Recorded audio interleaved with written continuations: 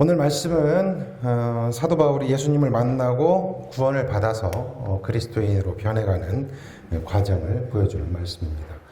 이 사도행전 6장 말씀은 유명한 사도 바울의 소명장이라고 하는데, 이제 바울이 소명을 받아서 이제 전도자로서 세워져 나가는 과정을 보여주기 때문입니다.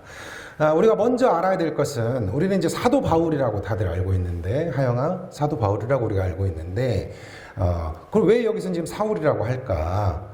좀 의아하잖아요. 예. 사실은 사울은 히브리식 이름이고 바울은 파울로스라고 해서 그리스식 이름입니다. 그러니까 사울이 바울이고 바울이 사울이고 똑같은 거예요. 사울이 변해서 바울이 됐다 이렇게 생각하면 안 되는 거예요. 예, 같은 이름인 겁니다. 그걸 먼저 좀 알고 시작하면 좋겠고요. 자, 오늘 본문은 다메섹, 그러니까 다마스쿠스에서 탈출한 사울이 이제 예루살렘으로 가서 예루살렘 교회의 그리스도인들과 만나면서 빚어지는 일들을 말씀하고 있습니다. 자, 사울이 다마스쿠스에서 탈출한 이유가 무엇이었을까? 오늘 본문에서는 잘 모르겠죠. 본문에서 잘 모르면 앞에 본문으로 가서 봐야 된다고 제가 말씀을 드렸죠. 네. 앞부분을 가서 보면 사울이 이제 예수님을 만나고 예수님의 제자가 됐잖아요. 그래서 이제 사도가 됐고 그랬는데, 이전에는 어떤 사람이었어요? 그리스도인들을 누구보다도 탄압하고 박해를 했던 그런 사람이었잖아요. 네. 그런데 이렇게 그리스도인들을 잡으려고 예루살렘에서 다마스쿠스로 가다가 그 과정에서 다마스쿠스로 가는 길 위에서 빛으로 오신 예수님을 만나고, 그래서 회심하고 구원을 받아서 다마스쿠스로 가서 세례를 받게 된 거예요.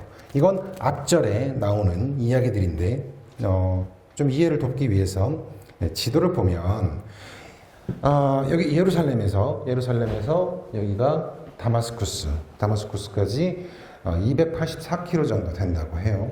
그러니까 사도 바울이 당시에는 사울이었죠. 그 사도가 아니었으니까 사울이 다마스쿠스에 있는 그리스도인들을 잡으려고 가던 길에 여기 어딘가에서 예수님을 만난 거예요. 만나서 눈이 멀었어요. 빛으로 오신 예수님을 보고 눈이 멀었어요. 그래서 다마스쿠스로 데리고 가서 다마스쿠스에서 구원을 받게 됐습니다. 눈을 뜨게 됐고요. 네.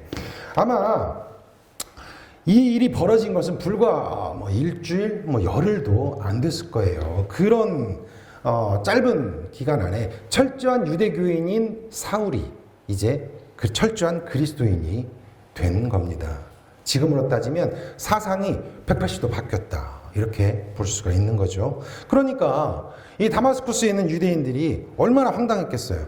지금까지 우리 그리스도인들을 우리 교인들을 예루살렘 교회 교인들을 이렇게 박해하던 사람이 갑자기 예수님을 그리스도라고 얘기를 하고 하나님의 아들이라고 얘기하고 고백을 하니까 믿기가 어렵잖아요. 예. 어떻게 보면 유대인들 입장에서 보면 이제 반역자, 변절자가 된 것이고, 그리스도인들 입장에서 보면 좀 의심스러운 사람, 완전히 중간에 끼어 있는 그런 상황이 된 거예요. 그러니까 사울을 둘러싸고 예전에 친구가 적이 되고 예전에 적이 친구가 되고 이런 혼란스러운 상황. 네.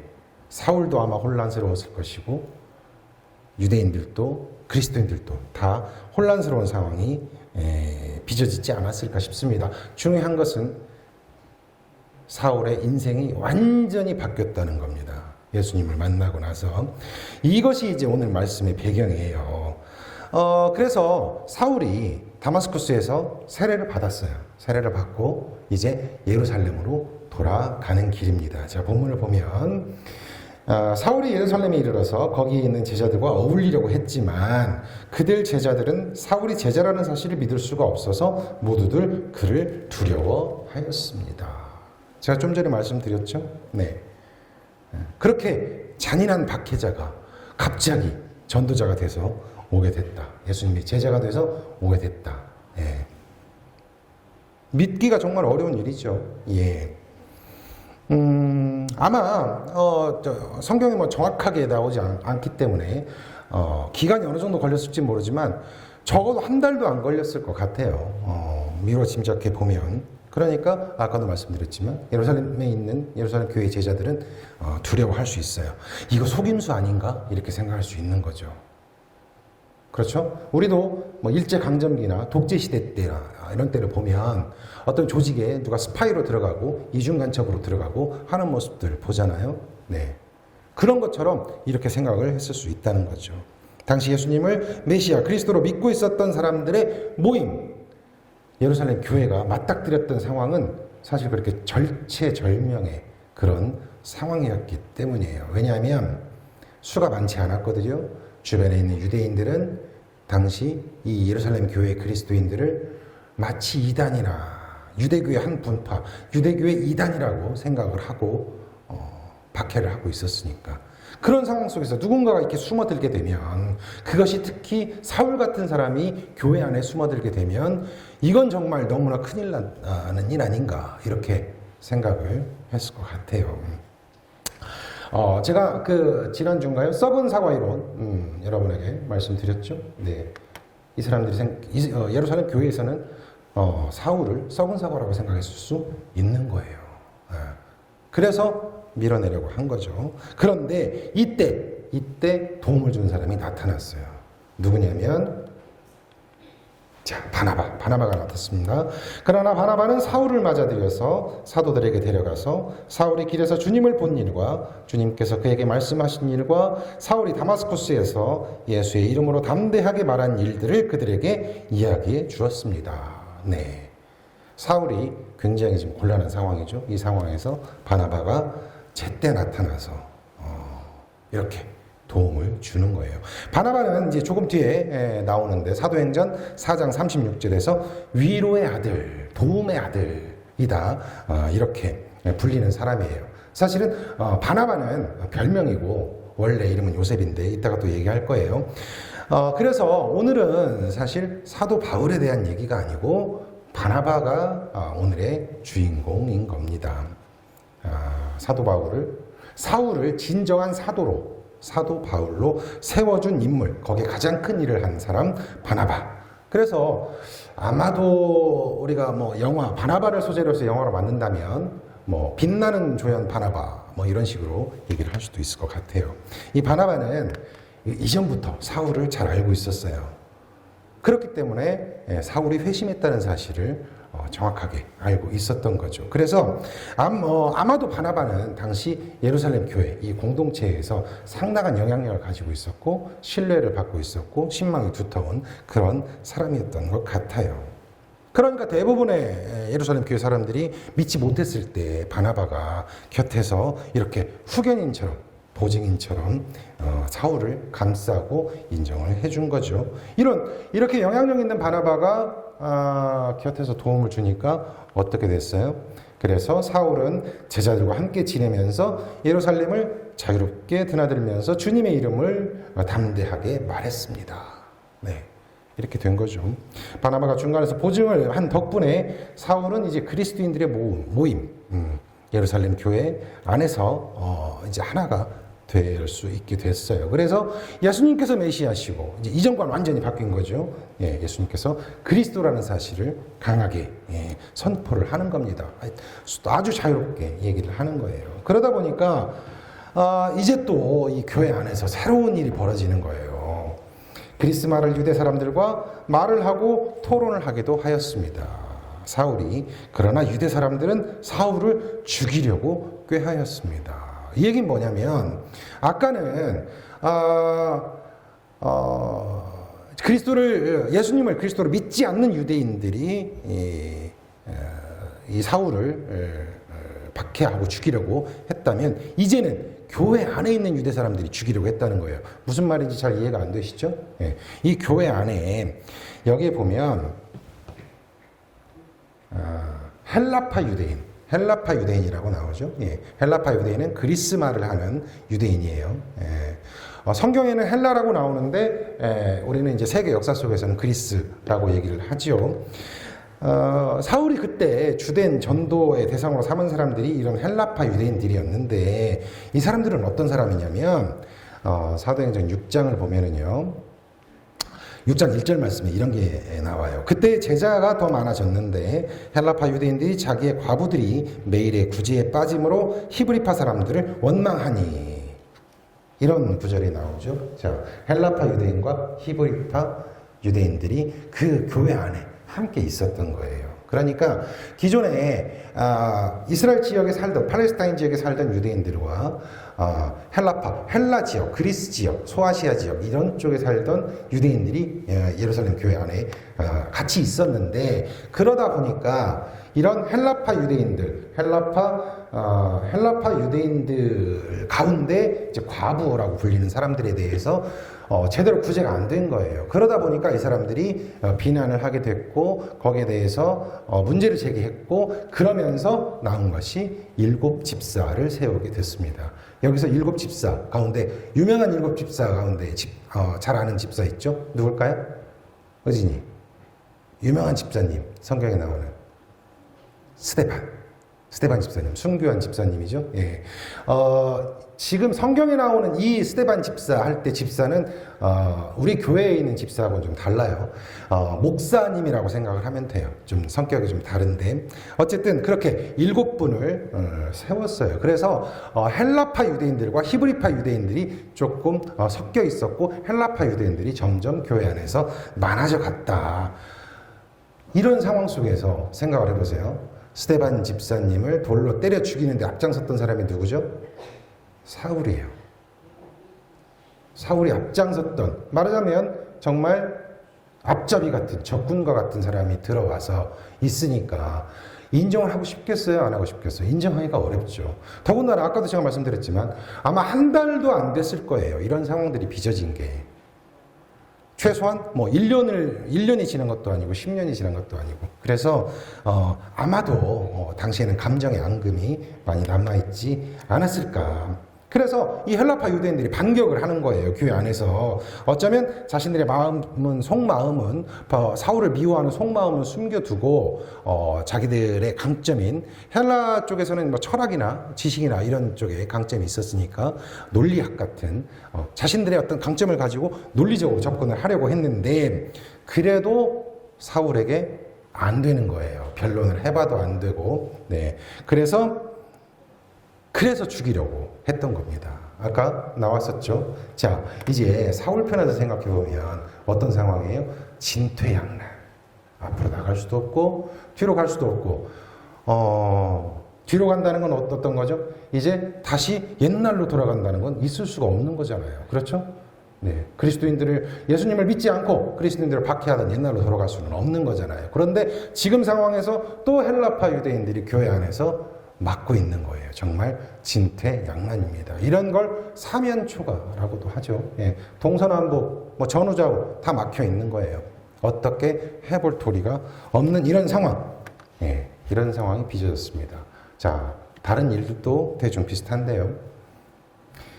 뭔가 어떤 상황에서 벽에 부닥쳐서 옴쭉달싹하기 힘들 때 방법이 있어요. 시간을 바꾸거나 공간을 바꾸거나. 그런데 우리 인간은 시간을 바꿀 수 없죠. 네. 그래서 공간을 바꿀 수밖에 없는 겁니다. 장소를 바꿀 수밖에 없는 거예요. 사울이 떠나야 되는 겁니다. 자, 그래서 이런 어려운 형편을 신도들이 이제 알게 됐어요. 그리고 사울을 가이사랴로 데리고 가서 거기서 다시 다소로 보냈습니다. 네. 사울을 예루살렘 교회 동료로 인정하던 사람들이 있었겠죠. 인정하지 않는 사람들이 있었을 것이고 파가 나뉘어 있었으니까 아까 얘기했던 바나바 같은 사람들, 이 사람들이 사울을 보호하려고 한 거예요. 그래서 가이사랴로 데리고 갔는데 가이사랴는 왜 가이사랴로 데리고 갔을까? 가이사랴가 어딘지 혹시 기억나세요? 그림 지도로 보여줬는데 자, 이게 지금의 가이사랴 사진이거든요.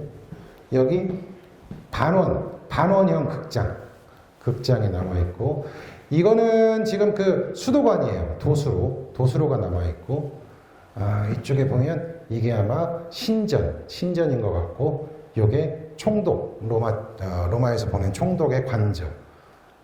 볼까요? 네, 이렇게. 반원극장, 네, 가운데 전차 경기장이 있고, 로마 총독관이 있고, 황제의 신전도 있고. 그래서 이 가이사랴는 당시 최대의 항구 도시였어요. 팔레스타인에서 최대의 항구 도시였고, 배를 타야 다소로 갈 수 있기 때문에 이쪽으로 보낸 겁니다. 로마가 식민지마다 로마를 본떠서 도시를 만드는데, 그래서 가장 발달한 도시였던 거예요. 자, 사울은 바로 이 가이사랴를 통해서 이제 다소는 타르수스입니다. 타르수스로 가는 배를 타고 떠났습니다. 타르수스는 어떤 곳일까? 여기가 바로 사울의 고향인 타르수스예요. 그러니까 여기가 다마스쿠스고 예루살렘이면 아마도 가이사랴는 여기쯤이었을 거다. 여기 가운데 키프로스라는 섬이 있고, 여기서 배를 타고 키프로스에 잠깐 정박했다가 다소로 아마 갔을 거예요. 그러니까 사실은 사도 바울이 이 타르수스라고 하는 이 지방을 길리기아 지방이라고 하는데, 길리기아 지방에서 7년 정도 사역을 해요. 그런데 사도행전에는 안 나오고 갈라디아서에서 나옵니다. 이렇게 복음을 전하고 그러다가 이제 바나바를 도우라는 요청을 받고 안디옥 교회로 가는 것이 이제 이 이후에 나오는 일입니다. 자, 오늘의 30절까지 본문 말씀은 여기까지 나오는 거예요. 그래서 어떤 걸 설명하기 위해서 여기까지 왔냐면, 이렇게 사울이 예루살렘 교회에서 인정을 받는 데 있어서 누구의 도움을 받았는가? 바나바의 도움을 받았죠? 네. 그래서 바나바의 도움을 받아서 또 안디옥 교회에서도 사역을 하게 됐고, 아까 길리기아 지방에서 7년 동안 사역을 했다고 했죠? 그 이후에 바나바가 불러서 안디옥 교회로 오게 됩니다. 안티오키아. 네. 로마 시대 3대 도시 가운데 하나입니다. 네. 그래서 바나바는 이렇게 안디옥 교회에서 예루살렘 교회를 위해서 모금한 구제 헌금을 전달하기 위해서 바울과 함께 전도 여행을 떠났어요. 이 뒤에 나오는 얘기들이에요. 그렇게 1차 선교 여행을 함께 했고, 또 2차 선교 여행을 함께 하려다가 마가 요한, 바나바의 조카인 마가 요한의 문제로 헤어지게 됐어요. 그리고 그 이후에 바나바의 이야기는 성경에 나오지는 않습니다. 하지만 중요한 것은 이 바나바가 사울에게 있어서, 사도 바울에게 있어서 정말 떼려야 뗄 수 없는 정말 중요한 동역자였다. 이것을 설명하는 겁니다. 자, 그러면 바나바는 어떤 사람이었을까? 네, 오늘 사도행전 4장 36절에 보면 바나바는 키프로스에서 태어난 사람이고 레위 사람이고 사도들에게서 바나바, 곧 위로의 아들이라는 뜻의 별명을 받은 요셉이었습니다. 네, 바나바는 별명이라고 했죠. 네, 원래 이름은 요셉이고요. 예, 바나바는 권면의 사람, 권면의 아들, 위로의 아들, 도움의 아들이라는 뜻이에요. 원래는 바르바나입니다. 바르가 붙으면 누구누구의 아들이라는 뜻이에요. 우리가 바요나 시몬 하면 요한의 아들 시몬이라는 뜻이고, 네, 바르나바입니다. 네, 그래서 그 사람은 아까 지도에서 봤죠? 네, 여기 키프로스 사람. 바나바는 키프로스 사람이라는 거예요. 나중에 바나바는 여기에서 사역을 마칩니다. 마치는 걸로 나와요. 여기에서 아마 목회 활동을 이제 했던 것 같아요. 계속. 그래서 바나바가 어떤 사람인지를 조금 더 알아보려면 이제 4장 37절을 보면 되는데, 자기가 가지고 있는 밭을 팔아서 그 돈을 가져다가 사도들의 발 앞에 놓을 정도로 바나바는 정말 믿음이 강한 사람이었어요. 사도들의 발 앞에 돈을 가져다 놨다는 것은 모든 소유권과 처분권을 맡겼다는 그런 뜻인데, 원래 아마도 레위인은 땅을 가질 수 없는 지파죠. 레위 지파는. 그런데 바나바는 헬라파, 헬라파 유대인이어서 키프로스 사람이었기 때문에 아마 키프로스 땅에 키프로스 지역에 땅을 가지고 있지 않았을까. 예루살렘 지역에서는 땅을 가질 수가 없습니다. 레위 지파는 그렇게 좀 해석을 해볼 수 있을 것 같아요. 그래서 이렇게 바나바는 또 어떤 사람이냐면 정말 어질고 착하고 공평하고 온유하고 이런 사람이었어요. 그래서 오늘의 주제의 말씀이 나옵니다. 자, 바나바는 착한 사람이요 성령과 믿음이 충만한 사람이었습니다. 그래서 많은 사람이 주님께로 나아왔습니다. 바나바의 모습을 보고. 네, 오늘의 주인공 바나바는 이런 사람이었어요. 첫째, 바나바는 착한 사람이었어요. 주보를 보면 뒷장에 나오니까 함께 보면서 들으셔도 좋을 것 같아요. 자, 여기서 말하는 착한 사람은 그냥 성품이 착한 사람을 뜻하는 게 아니고 그런 착한 성품이 겉으로 드러나서 구제도 잘하고 선행도 잘하는 사람을 말하는 겁니다. 아까 얘기했듯이 자신의 모든 것을 팔아서 사도들 앞에 발 앞에 놓을 정도로 그렇게 착한 성품을 겉으로 드러내는 그런 사람이었어요. 둘째, 바나바는 성령이 충만한 사람이었어요. 이렇게 바나바가 착한 성품을 가질 수 있었던 것, 착한 행실을 할 수 있었던 것은 바나바가 원래부터 그런 사람이어서 그런 것이 아니고 바나바 안에 성령님께서 계셨기 때문에, 성령님께서 항상 함께 계셨기 때문에 바나바의 생각과 말과 행동을 이끌어 주신 겁니다. 그래서 착한 성품을 착한 행동으로 드러낼 수 있었던 거죠. 세 번째, 바나바는 믿음이 충만한 사람이었습니다. 믿음이 충만한 사람이었어요. 바나바가 이렇게 믿음이 충만한 사람이 될 수 있었던 것은 하나님의 뜻이 무엇인지, 하나님의 뜻이 무엇인지 알려고 항상 노력했고 그 하나님의 뜻을 받들어서 살려고 노력을 했다는 겁니다. 끊임없이 부닥치는 모든 많은 일들 가운데서 하나님의 뜻을 알려주시옵소서 이렇게 기도하고 행동하며 살았던 사람입니다. 믿음은 명사가 아니라 동사라고 제가 몇 번 말씀을 드렸죠. 네. 믿는다는 것은 직접 행동으로 드러나야 되는 겁니다. 행동으로 드러나지 않는 믿음은 죽은 믿음이다 라고 사도 야고보는 얘기를 하고 있죠. 그래서 하나님을 향한 바나바의 충만한 믿음이 바나바로 하여금 위대한 선교사이고 신학자이고 사역자로 만들어 주는 일을 했다는 겁니다. 곁에서 사울을 도와주고 응원하고 지지하고 했다는 거예요. 네. 저렇게 시우처럼 같이 친구랑 응원을 하는 거예요. 서로 도우면서. 네. 핸드폰만 안 가지고 그렇게 도우면 좋겠어요. 시우? 그치? 자, 그래서 이런 바나바의 생각과 말과 행동을 지켜보면서 많은 사람들이 주님을 따르는 삶을 살게 되었다는 겁니다. 네.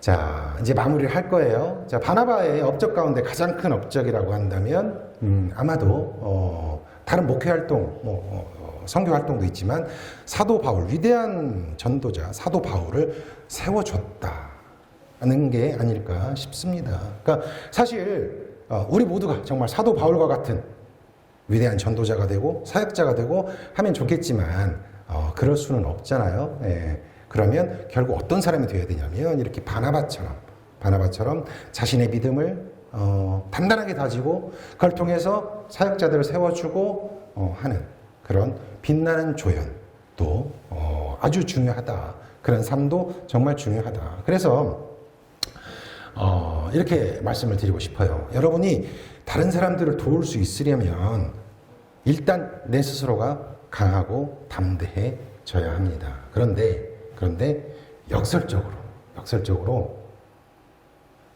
내 스스로가 강하고 담대해지기 위해서는 다른 사람들을 도와주면 그러다 보면 내가 또 그런 사람이 될 수 있는 거예요. 역설인 것 같지만 이 두 가지가 결코 나눠진 게 아니다. 이렇게 생각하면 좋겠습니다. 그래서 우선은 여러분 자신과 좋은 친구가 됐으면 좋겠어요. 여러분 자신과